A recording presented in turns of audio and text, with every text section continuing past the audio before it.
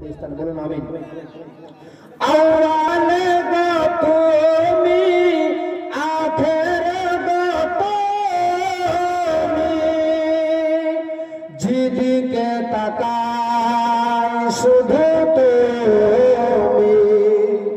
সুবহানাল্লাহ বলো। চাঁদ সূর্য তোমারই ওই কাছে, জান্নাত গো তোমারই হাতে, খুলে রয়েছি খুলে রয়েছি করুণা রহমত দান। ওগো নবী দেখে নাও তোমার ওই পাক মদিনা। দক্ষিণ পাড়া উত্তর পাড়া সলিম বাবা মায়ের নামে 1000 টাকা করেছেন দান। নারে তাকবীর, নারে সালাত। মৌলা তাআলা 1000 টাকা সেলিম ভাই আমার নিজের মা বাবার নামে করেছে দান। মৌলা তাআলা তার মা বাবাকে দিয়ে তুমি জান্নাতের মধ্যে স্থান বলুন আমিন। কবি বলছেন, যারা আমার নবীজিকে মানে না, নাই কোনো তার ঠিকানা।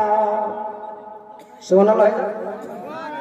যারা আমার নবীজিকে মানে না, নাই কোনো তার ঠিকানা। সাফাতের দিনে সাফাতের দিনে রহমাতাল লিল আলামিন। ওগো নবী দেখে নাও তোমার ওই পাক মদিনা। তুমি ছাড়া কে আছে জীবনে, বলবো কার দিলের কালা। যাই হোক, আপনারা অনেক দিয়েছেন আর আপনাদেরকে বিলম্ব করব না। বক্তা চলে আসছে, সম্ভবত হয়তো মনে হয় রাস্তায় আছে, আর রাস্তাও বেশি দূরত্ব নয়। অতএব বলবো, যিনারা দোকানে পাশারে বসে আছেন চট করে একটু চলে আসেন জান্নাতি বাগানে। যিনার বক্তব্য শুনে আপনার আমার সকলের অন্তর হয়ে যাবে ঠান্ডা। বাংলার হৃৎপিণ্ড, যার ভাষা শুনতে গেলে বুঝতে পারবেন, অন্তর হয়ে যাবে ঠান্ডা। কিছুক্ষণের মধ্যেই চলে আসছে, রাস্তায় আছে, তাড়াতাড়ি করে আপনারা বলবো আপনাদেরকে চলে আসেন, দেরি না করে। বলছিলাম, আমার আপনার নবী, সারা বিশ্বের নবী জনাবে মুহাম্মদুর রাসূলুল্লাহ সাল্লাল্লাহু তাআলা আলাইহি ওয়াসাল্লামের মা হযরতে মা আমেনা, মা কথা বলবে না, মা আমেনা বিদায় হয়ে চলে গিয়েছেন। সেখানে কাফন দাফন কমপ্লিট করে চলে আসছেন মক্কাতে।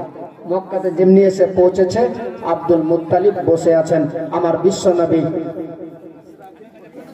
ইসরাফিল ভাই আমার 50 কেজি ধান করেছেন দান। মৌলা তাআলা পুরা করে তার মনের আরমান। আমি জাযাকাল্লাহু ফিদ দারেন। আমার মায়ার নবী, দয়ার নবী গিয়ে দাদুজানের কাছে গিয়ে পৌঁছেছে। 1500 টাকা এতক্ষণ কোথায় ছিল ও? হান্নান 1500 টাকা। দুয়াটাতে বেশি করে চাবি চাই না ভাই, বলতো তোর মেশিনটা ভালো চলবে। হ্যাঁ, নির্ণয়ের পাশে ওখানে মেশিন আছে, দেখেছেন না আপনারা? কত রকমের নেবেন গেঞ্জি, যা চাইবেন রং বেরঙের গেঞ্জি পেয়ে যাবেন ওখানে, সবকিছু পাওয়া যাবে। দোয়া একটু বেশি করে করা লাগবে না। 2100 টাকা। নারে তাকবীর, নারে রিসালাত, মাসলাকে আলা হযরত হান্নান ভাই আমার 2100 টাকা। পকেট হবে না ফাঁকা। আর একটা জিনিস থাকছে না ফাঁকা, সবাই দিল তো 2 বস্তা সিমেন্ট দেবে না? 2 বস্তা হবে না সিমেন্টের বড়া? দিয়ে দে ভাই, অসুবিধা থাকবে না। 2 বস্তা সিমেন্টের বড়া। নারে তাকবীর, 2 বস্তা সিমেন্টের বড়া 2100 টাকা করেছেন দান, মওলা তাআলা পুরা করে তার মনের আরমান সকলে মিলে বলুন আল্লাহুম্মা আমিন। মওলা তাআলা তাকে তুমি ভালোভাবে রোজগার করার জন্য তৌফিক দিও, তার রোজগারে তুমি বরকত দিও, বলুন আমিন। বলছিলাম যিনারা হয়তো এখনো বাকি আছেন চেষ্টা করবেন দেওয়ার, চট করে দিয়ে দিবেন, সকলের জন্য দোয়া হয়ে যাবে। আমার নবী, মায়ার নবী, দয়ার নবী যেমনি গিয়ে আব্দুল মুত্তালিবের কাছে পৌঁছেছে, আমার নবী বলছেন ভাই তোমার মা কোথায়? আমার নবী বলছেন, যেমনি জিজ্ঞেস করেছে নবীজিকে, আমার নবী বলছেন দাদু যান আপনি যা বলেছিলেন তাই ঘটে গেল, আমার মা নাই আর দুনিয়াতে। আমার বিশ্ব নবী যেমনি আমার এই কথাটুকু বলেছে আব্দুল মুত্তালিবকে বুকে জড়িয়ে, আব্দুল মুত্তালিব আমার নবীকে জড়িয়ে নিয়ে বলছেন ভাই তুমি চিন্তা করো না, তোমার মা নাই, তোমার বাবা নাই, তাতে তোমাকে কষ্ট করতে হবে না, আমি তোমার দাদু আব্দুল মুত্তালিব রয়ে আছি, আমি কথা দিচ্ছি আজ থেকে তোমাকে মা বাবার মতো আমি আদর যত্ন করব, বলুন সুবহানাল্লাহ। আমার নবী, মায়ার নবী, দয়ার নবী আস্তে আস্তে সময় কাটছে, নবীজি আমার বড় হতে লাগলেন। আব্দুল মুত্তালিবও আর বেশি দিন থাকছে না, আব্দুল মুত্তালিবও আমার নবীজিকে ছেড়ে চলে যাবেন অল্প দিনের মধ্যে। আমার মায়ার নবী, দয়ার নবী আস্তে আস্তে বড় হতে লাগলেন। হঠাৎ করে একদিন চোখের মধ্যে দুই চোখ লাল হয়ে গিয়েছে, যেভাবে চোখ উঠে না, কোন মাসে চোখ ওঠে? বৈশাখ মাসে ওঠে না? হ্যাঁ, দেখবেন চোখে লেবুর আসবে, সূর্যের দিকে তাকা যাবে না, লাইটের দিকে তাকিয়ে দেখা যাবে না। আমার বিশ্ব নবী, মায়ার নবী, দয়ার নবী, সরকারে কাউনে মাকা জানাবে মুহাম্মদুর রাসূলুল্লাহ সাল্লাল্লাহু তাআলা আলাইহি ওয়াসাল্লাম একদিন রাত্রি বেলায় নামাজ পড়ে ফজরের টাইমে, সেই সময় আমার মায়ার নবী, দয়ার নবী এসে পৌঁছেছেন আব্দুল মুত্তালিবের কাছে। যেমনি আমার নবীজিকে আব্দুল মুত্তালিব দেখতে পেয়েছে, দেখার সঙ্গে সঙ্গে আমার নবীজিকে বুকের মধ্যে জড়িয়ে ধরে নিলেন, আর ধরে বলছে ভাই, ও দাদু ভাই তোমার কি হঠাৎ করে হয়ে গেল, কেন এমনি করে চোখগুলো লাল হয়ে গেছে? আমার নবীজিকে বুকের মধ্যে জড়িয়ে ধরে বলছে ও ভাই, তোমার হয়তো রাত্রি বেলায় মায়ের কথা মনে পড়েছিল, হয়তো আব্বার কথা মনে পড়েছিল রে, যার ফলে তুমি হয়তো সারা রাত্রি কান্না করেছো, যার ফলে তোমার চোখ দিয়ে এইভাবে পানি বয়ে বয়ে তোমার চোখগুলো লাল হয়ে গিয়েছে। আমার মায়ার নবী, দয়ার নবী বলতে লাগলেন দাদু যান আমার আর ভালো লাগে না গো দাদু গো, আমার মা নাই, আমার বাবাও নাই, আমার কেউ নাই, আমি বড় একা হয়ে গিয়েছি দাদু, আমার মায়ের কথা বারবার করে আমার মনে পড়ে। যেই দিন এই কথা আমার বিশ্ব নবী আব্দুল মুত্তালিবের সামনে বলতেছিল, সেই সময় আল্লাহর ফেরেশতা আমার মহান রব্বুল আলামিনের দরবারে বলে মাবুদ, ওগো আল্লাহ, যার জন্য তুমি কুল কায়নাতকে সৃষ্টি করলে, যে নবী না হলে কিছু সৃষ্টি করতে না গো খোদা, আজকে তোমার নবীকে এমনি করে ইতিম করে দিলে, এই নবী কত কষ্ট পেয়েছে, আল্লাহ গো তুমি কেমনি করে সহ্য করলে? আমার বেরাদার আমার বিশ্ব নবীর ব্যাপারে খোদার ফেরেশতারা আমার আল্লাহর দরবারে নালিশ জানাইছে, বলছে আল্লাহ গো আমার বিশ্ব নবী, মায়ার নবী, দয়ার নবীর এত দুঃখ বড় কেমনি করে সহ্য করা যাবে? আমার আল্লাহ তাআলা বলেন ও ফেরেশতারা, আমি যা জানি তোমরা তা জানো না, কারণ আমার নবীকে আমি এই জন্য ইতিম করে দিলাম। আমার নবী ইতিম হয়ে গেলে পৃথিবীর অনেক মানুষ, সবাই, অনেক ছেলেরা ইতিম হয়ে যাবে। মক্কার মতো জায়গাতে অনেক মা হারা সন্তান থাকবে, মদিনার মতো সরজমিনে অনেক মা হারা বাবা হারা সন্তান থাকবে। আমার নবী যেহেতু নিজে ইতিম হয়ে গিয়েছে, তার মা নাই দুনিয়াতে বেঁচে, তার বাবা নাই, সে দুঃখটা বিয়োগ বেদনা বুঝতে পারবে, যার ফলে নিজের সন্তান নিজের বিয়োগ বেদনা দেখে মক্কা মদিনার ছেলেদেরকে আদর যত্ন করবে। এটা আল্লাহ তাআলা বুঝিয়ে দিচ্ছেন, বলে ও ফেরেশতারা আলামু মা লা তাআলামুন, আমি যা জানি তা তোমরা জানো না। আমার বিশ্ব নবীকে আব্দুল মুত্তালিব বলছেন ভাই তুমি চিন্তা করো না ভাই, আমি তোমার জন্য তোমার দাদু জান রয়ে আছি, চলো আমি তোমাকে নিয়ে যাব এই মক্কার মতো সরজমিনে। বর্তমান তোমার দাদু হচ্ছে কাবাখানার মোতাওয়াল্লি, কাবাখানার সর্দার। যে জায়গায় হোক না কেন, যে কোনো জায়গা থেকে তোমার ওষুধ নিয়ে আসবো, তোমাকে সুস্থ করে তুলব। আমার বিশ্ব নবীকে সঙ্গে করে নিয়ে চলে যাচ্ছেন ফজরের টাইমে, ফজরের নামাজের পরে নবীজিকে সঙ্গে করে নিয়ে চলে গেলেন এক পাদ্রীর বাড়িতে।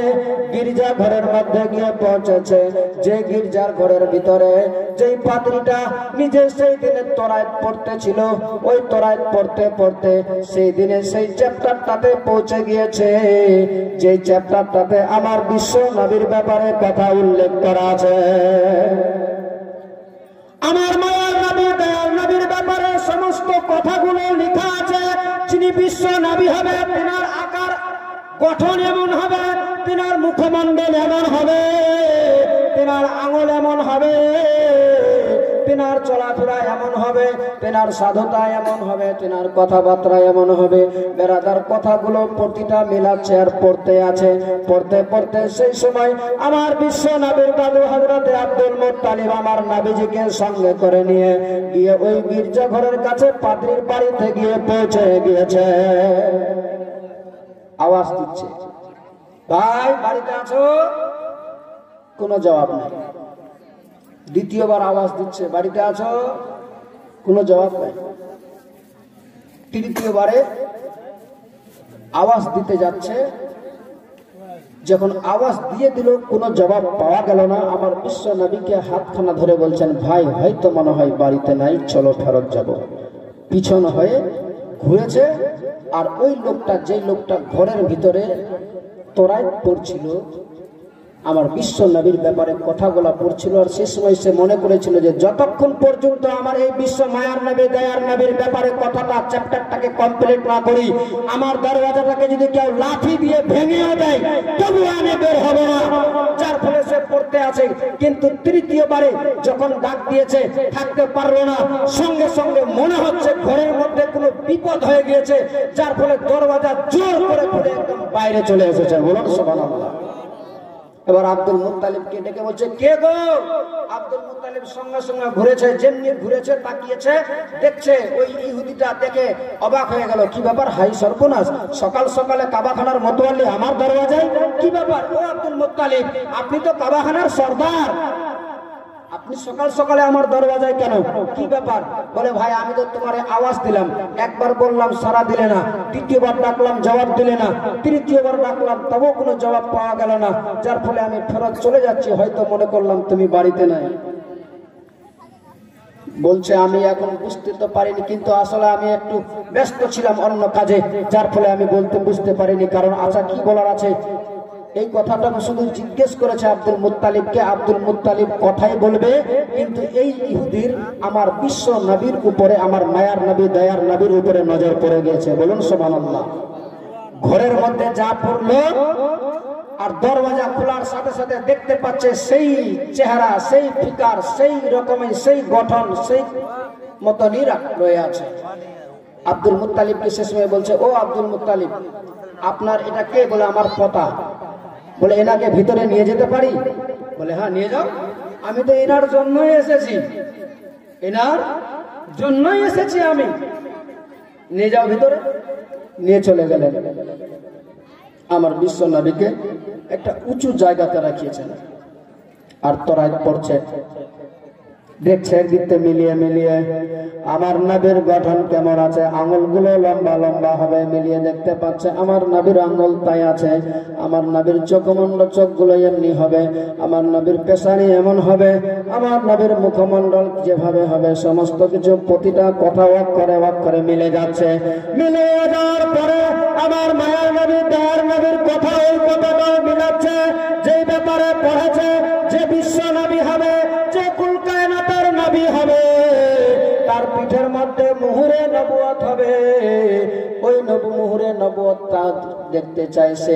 এবার আমার বিশ্ব নবীর পিঠ থেকে কাপড়টাকে যেমনি ছেড়েছে, চারার সাথে সাথে দেখতে পাচ্ছে ওই ইহুদি আমার নবীর পিঠের মধ্যে মুহুরে নবুয়ত লয়ে আছে, যেই জায়গাতে লেখা আছে লা ইলাহা ইল্লাল্লাহু মুহাম্মাদুর রাসূলুল্লাহ সাল্লাল্লাহু আলাইহি ওয়াসাল্লাম। পড়ে নিল, চুম্বন হয়ে গেল। ও দেখার সঙ্গে সঙ্গে চুম্বন দিয়ে দিয়েছে। এবার বাইরে এসেছে, বাইরে এসে বলছে, ভাই এবার বলেন কি বলার আছে? বলে আমি এর জন্যই তো এসেছিলাম, তোমার কাছে যদি কোনো ওষুধপত্র থাকে। বলছে আমি এখন বুঝতে পারলাম, ততক্ষণ ধরে আমি বুঝতে পারিনি। আমি তখন মনে করেছিলাম যে আমার দরওয়াজাটা কেউ যদি লাঠি দিয়ে ভেঙে দেয়, যদি কিছু ঘটে যায় তবুও রাজি আছে, কিন্তু এই মায়ার নবী, দয়ার নবী, যে নবী না হলে কুল কায়নাত কিছু সৃষ্টি হতো না, সেই নবীর ব্যাপারে আমি ব্যাখ্যা পড়তেছিলাম, যার ফলে মনে করেছিলাম যে আমার যতক্ষণ পর্যন্ত কমপ্লিট হবে না ততক্ষণ পর্যন্ত বের হবে না। কিন্তু আব্দুল মুত্তালিব জানো, আমি সে সময় পড়তে পড়তে এখন বুঝতে পারলাম যে ঘটনাটা কি হয়েছে। আসলে আমি যখন প্রথমবারে পড়ছিলাম, যখন তুমি প্রথমবার আওয়াজ দিলে আমি তখন কোনো সাড়া দিলাম না। দ্বিতীয়বার আওয়াজ দিলে, তৃতীয়বারে যখন আমি পড়তেই ছিলাম, তখন দেখছি যেন খোদার হুকুমে ঘরখানা আমার যেন ভূমিকম্পের মতো হিলতে লেগে গিয়েছে। জোরে বলেন। আমি মনে করলাম আর যদি একটা মিনিট আমি এই ভিতরে থেকে যাই, তাহলে এক্ষুনি হয়তো ভূমিকম্প হয়ে আমি ধসে যাব, মাটির ভিতরে চলে যাব, আমি মারা পড়ব। যার ফলে আমি দৌড়ে জীবন বাঁচার জন্য বাইরে চলে এসেছি। এখন বুঝতে পারলাম যে আমি আছি ভিতরে ঘরের মধ্যে বসে, আর যার জন্য কুল কায়নাত সৃষ্টি সে নবী, মায়ার নবী, তাকে বাইরে দরওয়াজার সামনে দাঁড়িয়ে, এটা কখনো হতে পারে না, কোনোদিন হতে পারে না। যার ফলে আল্লাহ তাআলা সারা পৃথিবীর মানুষকে শিক্ষা দেওয়ার জন্য আল্লাহ তাআলা ওই ইহুদের ঘরখানাকে ভূমিকম্প দিয়ে হিলিয়ে দিয়েছে। জোরে বলা যাবে না? এবার বলছে যে এক কাজ করো, কি দরকার আছে? বলে এই দেখো না চোখগুলো এইভাবে লাল হয়ে গিয়েছে, তোমার কাছে কোনো মেডিসিন আছে? তোমার কাছে কোনো ওষুধপত্র আছে? পাওয়া যাবে? কোনো যদি জড়িবুটি থাকে তাহলে দিয়ে দাও ভাই, একটু চট করে। ওই ইহুদিটা বলছে, ও আব্দুল মুত্তালিব, ও কাবাখানার সর্দার, এই আপনার পোতা মুহাম্মদ সাল্লাল্লাহু তাআলা আলাইহি ওয়াসাল্লামের জন্য পৃথিবীতে কোনো ফ্যাক্টরিতে কোনো বৈজ্ঞানিক কোনো সায়েন্টিস্ট, কোন রকমের কোন ডাক্তার এই মেডিসিন তৈরি করেনি, কোন জায়গাতে পাওয়া যাবে না। পৃথিবীর কোন কোণে কোন প্রান্তে কোন রকমের আপনার এই পোতার বিশ্ব নবী, এই আপনার পোতার জন্য কোন ওষুধ কোথাও পাওয়া সম্ভবপর নয়, পাওয়া যাবে না। আব্দুল মুত্তালিব বলছে তাহলে কি হবে? বলছে দেখো, তুমি যে কোনো জায়গায় যাও, ইরানে যাও, জাপানে যাও, সিরিয়া যাও, যে কোনো জায়গায় যাও, তোমার পোতার জন্য যে চোখের মধ্যে যে লাল হয়ে গিয়েছে, এই লালি কাটার জন্য কোনো মেডিসিন পাওয়া যাবে না, কোনো মেডিসিন কাজ করবে না। আব্দুল মুত্তালিব সে সময় বলছেন তাহলে কি করতে হবে? দেখুন ব্রাদার, বাবা ভাই, আমাদেরকে মুসলমানদেরকে, নবীর উম্মতিদেরকে এখান থেকে শিক্ষা নেওয়া দরকার আছে। একজন যে ইসলাম কবুল করেনি, ইসলাম কলমা পড়েনি, নবীর ব্যাপারে শুধু তোরাইতে পড়েছে, জবুরে জানতে পারলো তার ঈমান আকীদা কেমন, সে জজবা নিয়ে নবীর প্রেম ভালোবাসা নিয়ে আব্দুল মুত্তালিবকে কি বলছে শুনো। জবেদালি 50 কেজি ধান, আনিসুল 50 কেজি ধান, আর মেহবুবা নগদ 500 টাকা দান। উত্তরপাড়া আনিসুল 50 কেজি ধান, জবেদ উত্তরপাড়ার জবেদ আলী 50 কেজি ধান, আর আনিসুল 50, জবেদ 50, মেহবুবা 500 টাকা করেছেন দান। মওলা তাআলা পুরা করে তার মনের আরমান। সকলে মিলে বলুন আল্লাহুম্মা আমিন। বাপ্পি 1000 টাকা আর বিটু 1000 টাকা। বাপ্পি আর বিটু, এরা দুটা সবসময় একদম, এদের প্রেম ভালোবাসা আছে ভাই, এভাবে বন্ধুত্ব হওয়া দরকার, ঠিক না? ওরাফের জালসার সেক্রেটারি, ওরা যখন যেখানে দেখতে পাবেন দুইজনাকে সেখানে, বাস্তবে সেভাবে হওয়া দরকার। আমি দেখতে পাচ্ছি তো 2-4 মাস ধরে, আমার যতদিন হয়েছে আপনাদের মাঝে আসা ততদিন ধরে আমি দেখতেই পাচ্ছি যে সত্যি তাদের মানতে হবে, তবে কিন্তু এটা মানা যাবে না। আমার বলার আগে পিছনে দিতে বোঝা যাবে না।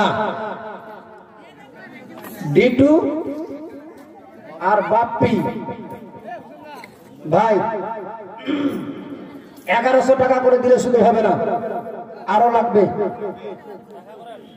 কই কোথায় আছে? কই গো ডিটু ভাই, ও বাপ্পি ভাই কোথায়? মসজিদে ওদেরকে মাইকের আওয়াজ পাচ্ছ ভাই, তাড়াতাড়ি করে একটু বলো, 5 বস্তা করে 10 বস্তা দুইজনে 1100 করে টাকা আর 5 বস্তা করে সিমেন্টের বড়া লাগবে। আর না হলে দুইজন মিলে এক টলির বালি দিয়ে দিতে হবে। একটু চট করে বলে পাঠাও, ফোন করো তাড়াতাড়ি করে। তোমার জন্য ভাই, দুইজনের জন্য সবাই অপেক্ষা করে আছে, খালি চেয়ে আছে কখন বলবে। 2 বস্তা সিমেন্ট, সুবহানাল্লাহ। মরিয়ম বেওয়া মা আমার 2 বস্তা সিমেন্টের বেড়া করেছেন দান, মওলা তাআলা পুরা করে তার মনের আরমান। বাবা ভাই বলছিলাম, এই একটা ইহুদি আমার বিশ্ব নবীর ব্যাপারে বলছে, ও আব্দুল মুত্তালিব, পৃথিবীতে কোন আপনার পতার জন্য মেডিসিন পাওয়া যাবে না। আব্দুল মুত্তালিব বলে, ভারী সর্বনাশ হলো, তাহলে কি করা যাবে, কি করবেন? দেখুন জবাব দিচ্ছে, শুনবেন কি দিলে চোখটা ভালো হয়ে যাবে, শুনবেন। শুনে জানায় এরা কিন্তু কিছু বলে না, বলছে বলতে গেলে তো মরনা ফের ভাষাবে মনে হচ্ছে। নূর আলম উত্তরপাড়া বাড়ি 2 বস্তা সিমেন্টের বড়া করেছে দান, মওলা তাআলা পুরা করে তার মনের আরমান।